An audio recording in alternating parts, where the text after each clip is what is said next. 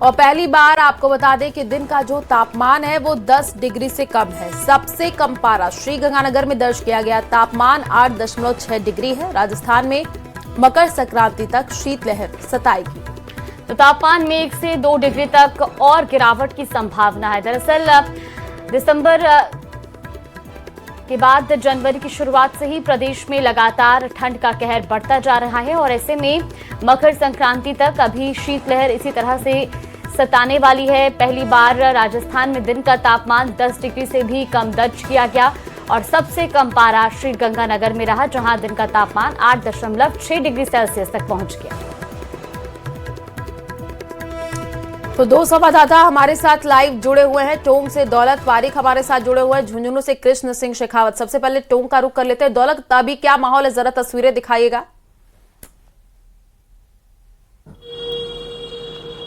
देखिए, टोंक में मौसम की बात करूं तो आज हल्का कोहरा छाया हुआ है और शीतलहर है वो लगातार बनी हुई है। ऐसे में सर्दी का है वो असर पूरी तरह से देखा जा रहा है। सड़कें पूरी तरह से सूनी है। न्यूनतम और अधिकतम तापमान की बात करूं तो न्यूनतम तापमान 5 डिग्री दर्ज किया गया है, वहीं अधिकतम तापमान 17 डिग्री यहाँ रिकॉर्ड किया गया है। और मौसम विभाग के अनुसार आगामी दिनों में तापमान में 1-2% और गिरावट दर्ज की जा सकती है। ऐसे में सर्दी है वो अपना तीखा तेवर दिखाने वाली है। लेकिन हाँ, सुबह सुबह की बात करूं तो यहाँ सड़कें सूनी सी है और हालांकि फिलहाल लोग जो है वो रोजमर्रा के जीवन वाले या बेहद जरूरी काम वाले लोग ही घरों से बाहर निकल रहे हैं। आज रविवार है तो ऐसे में स्कूलों की छुट्टी है। हालांकि 5वीं तक के बच्चों की स्कूलों की छुट्टियां आज तक ही है। अब कल देखने वाली बात यह है कि सर्दी का असर कैसा रहता है और आगामी दिनों में स्कूल जाने वाले बच्चों समेत रोजमर्रा के काम करने वाले, सुबह जल्दी निकलने वाले लोगों को काफी परेशानी होने वाली है। सर्दी तीखी होने की वजह से, सर्दी तेज होने की वजह से शीतलहर उसमें और भी ज्यादा परेशानी कर रही है। जी बिल्कुल कृष्ण, आपसे भी जानना चाहेंगे आज झुंझुनू में मौसम का क्या हाल है और मौसम विभाग का क्या कहना है, कब तक लोगों को सर्दी से राहत मिलेगी? जी, आज झुंझुनू में भी हल्का कोहरा छाया हुआ है, वहीं शीतलहर का सितम लगातार जारी है और ये आगामी 13 जनवरी तक इससे राहत मिलने की उम्मीद नहीं है। मौसम विभाग ने 13 जनवरी तक झुंझुनू के लिए येलो अलर्ट जारी करते हुए कोहरे और शीतलहर की चेतावनी जारी की है। ठंड का असर है वो स्वास्थ्य में भी पड़ रहा है। जिला अस्पताल की ओपीडी है वो 2500 के पार पहुंचने लगी है। वहीं लोग सर्दी से बचने के लिए अलाव का सहारा है वो ले रहे हैं। नस्तर से लगातार चुभ रही सर्द हवाओं के कारण गलन और ठिठुरन है वो लगातार बरकरार है। जी बिल्कुल दौलत, आपसे भी जानना चाहेंगे, जिस तरीके से कृष्ण जिक्र कर रहे थे कि बढ़ती सर्दी के साथ अस्पतालों में मरीजों की भी संख्या बढ़ गई है, टोंक में भी क्या इसी तरह की स्थिति है? जी बिल्कुल, टोंक में भी अगर बात करें अस्पताल की मरीजों की तो भीषण सर्दी की वजह से खास करके बच्चे, बीमार और बुजुर्ग लोगों को काफी परेशानी हो रही है। ऐसे में अस्पताल में जो है ओपीडी 3000 के पार यहाँ पर पहुंच गई है। और हालांकि स्वास्थ्य विभाग के अलग अलग जो तमाम जो अस्पताल है वहाँ सारी व्यवस्थाएं हैं, लेकिन हाँ, जिला अस्पताल जो है वहाँ पर भीड़ काफी देखी जा रही है। व्यवस्थाओं को लेकर कल ही निवाई में जो विधायक रामसाई वर्मा है उन्होंने निरीक्षण किया, तो उस दौरान व्यवस्थाओं की पोल है वो खुलकर सामने आई थी। उन्होंने सख्त निर्देश दिए। ऐसे में सर्दी को लेकर के बुजुर्गों, महिलाओं और बच्चों को काफी परेशानी हो रही है। जैसा मैंने पहले ही कहा, स्कूलों की आज तक हालांकि छुट्टियां हैं, लेकिन कल जब हालांकि मौसम विभाग ने है वो तापमान और गिरावट दर्ज करने की आशंका जताई है, ऐसे में काफी परेशानी होने वाली है।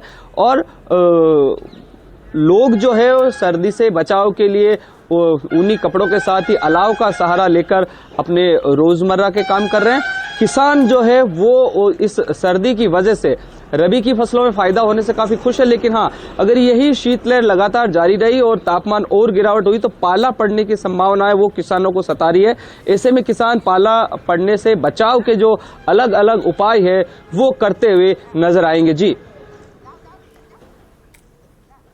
बिल्कुल, तस्वीरें जो निकल करके भी सामने आ रही है, हम देख पा रहे हैं किस तरीके से धुंध भी नजर आ रही है और लोगों को कुछ नजर भी नहीं आ रहा है। जरा फिर से तस्वीरें दिखाइएगा, कुछ प्रतिक्रिया लोगों की ले पाइएगा तो बताइए क्या कह रहे हैं लोग। देखिए, तस्वीरों के जरिए मैं एक बार आपको बता दूं, क्योंकि ये जिला मुख्यालय है, जिला मुख्यालय पर है वो सर्दी का दौर लगातार जारी रहने की वजह से जो रोजमर्रा के लोग हैं वही निकल पा रहे हैं। जो सड़कों पर रहते हैं उनको काफी परेशानियों का सामना करना पड़ रहा है। साथ ही साथ अगर बात करूं, कोहरा है वो आज हल्का कोहरा है, ऐसे में थोड़ी सी राहत है। लेकिन हाँ, दिन का जैसे जैसे दिन निकलता है ये कोहरा हो सकता है बढ़ने की संभावना, क्योंकि मौसम विभाग ने लगातार शीतलहर की संभावना जताई है। सड़कों पर लोग कम ही निकल रहे हैं। आज रविवार का दिन है, ऐसे में फिलहाल सड़कें सूनी हैं। अब दिन निकलने के साथ ही धूप अगर निकलती है तो सर्दी से थोड़ी राहत मिल पाएगी। लेकिन हाँ, फिलहाल जो है वो कोहरे की वजह से लोगों को इस शीत लहर में, इस सर्दी में जो है वो अलग अलग जतन कर सर्दी से बचाव के उपाय है वो लोग करते हुए नजर आ रहे हैं। लेकिन हाँ, कोहरे और इस धुंध की वजह से, शीत लहर की वजह से लोगों को काफी परेशानियों का सामना करना पड़ रहा है, क्योंकि ये तो जिला मुख्यालय, यहाँ तो कम निकलना अलग बात है। लेकिन हाँ, हाईवे की बात करें तो यहाँ पर भी वाहनों की रफ्तार है वो काफी धीमी हो गई है, क्योंकि कोहरे की वजह से लोगों को धीरे चलना पड़ रहा है। और साथ ही साथ ग्रामीण इलाकों में जो खेतों में काम करने वाले लोग हैं उनके लिए काफी परेशानियों का सामना उनको करना पड़ रहा है। फसलों में सर्दी गेहूं की फसल के लिए काफी फायदेमंद है, लेकिन कई फसलों के लिए ये परेशानी बनने वाली है। और जैसा कि आगामी दिनों में अगर तापमान और गिरता है और शीतलहर लगातार बनी रहती है तो पाला पड़ने की आशंका को लेकर किसान हैं वो चिंतित नजर आ रहे। जी बिल्कुल दौलत, इसके साथ ही देखिए लगातार हम तस्वीरें भी दर्शकों को दिखा रहे हैं कि किस तरीके से वहां पर हालात बने हुए हैं। कृष्ण, आपसे भी जानना चाहेंगे किस तरह की व्यवस्थाएं हैं रैन बसेरों में, क्योंकि अभी भी सर्दी का सितम जारी है। जो निराश्रित लोग हैं, बेसहारा लोग हैं, उनके लिए क्या व्यवस्थाएं हैं प्रशासन की ओर से?